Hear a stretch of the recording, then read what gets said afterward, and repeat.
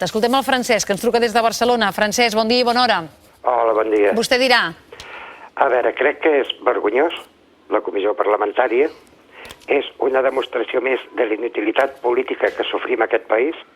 O sigui, que amb una comissió parlamentària pendenta d'un judici s'atreveixin a preguntar-li a una senyora si se sent orgullosa dels seus fills, és per cremar el Parlament. Directament. I no és violència, és un fet metafòric. Perquè em sembla vergonyós que es posi el mateix paquet, si és veritat el que diuen dels Pujols, a senyors que han evadit una pila de milions, a un senyor com l'Oriol, que està acusat de 300.000 euros amb el cas d'ITV. Què passa, que l'Oriol és el tonto de la família i no ha robat prou? Crec que no són els polítics, sinó el gran mal d'aquest país és la classe política que no està gens preparada, ignorants polítics, i la premsa. O sigui, em sembla lamentable que dediquem el 80% d'aquest programa, 80% d'aquest programa a aquest tema, quan hi ha gent amb una incapacitat total que li han baixat la pensió de 320 a 20 euros. Quan hi ha que es tornen els diners dels funcionaris de la Generalitat, entre cometes, i en canvi el que està de baixa no li tornen. O sigui, a part d'estar cobrant una baixa, no té dret al sou sencer fins que no li donin l'alta.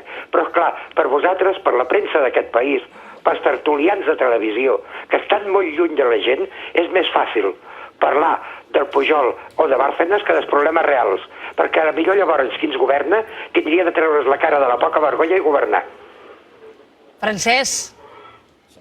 Digue'm. No, dic que has buidat el pap, cosa que celebrem i que entomem la crítica per... No puc dir el que penso. No, i tant, només faltaria. Per la part que ens toca, també li dic, Francesc, que aquest programa que dura des de les 8 del matí fins a la 1:10, 1:15 del migdia, escolti'm, de les retallades, de la gent que no cobra les pensions, de la precarietat laboral, ens en fem un fart de parlar-ne. Des d'un punt de vista molt samarità.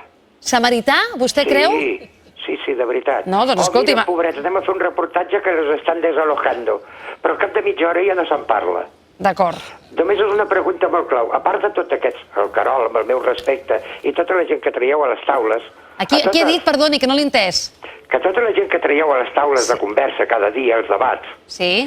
Tots, i ho sento per si algun d'ells s'ofèn, però tots són una mica la voz de su amo, que no depèn de La Vanguardia, depèn del periòdic, etc. Heu pensat alguna vegada en treure algú del carrer, el ciutadà de peu? Miri, jo vaig portar un programa durant 3 anys que es deia Banda Ampla, que estava tot ple de ciutadans del carrer, que vostè diu. Però escolti'm, li acceptem el comentari, només faltaria, i tant. Quant ha durat Banda Ampla? 3 anys? Sí.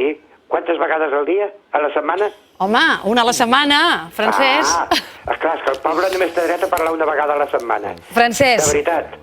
No, escolti'm. És televisió pública, ho sé. Sí. I les privades van a lo que van, a fer diners. Sí, vostè... És que no l'acabo de... pagar per unes declaracions a un juzgat i que del juzgat surtin. Però això no ho investiguem.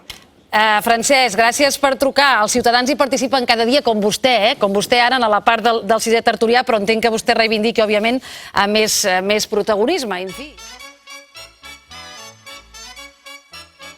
¿Qué coño es esto de la UDEF?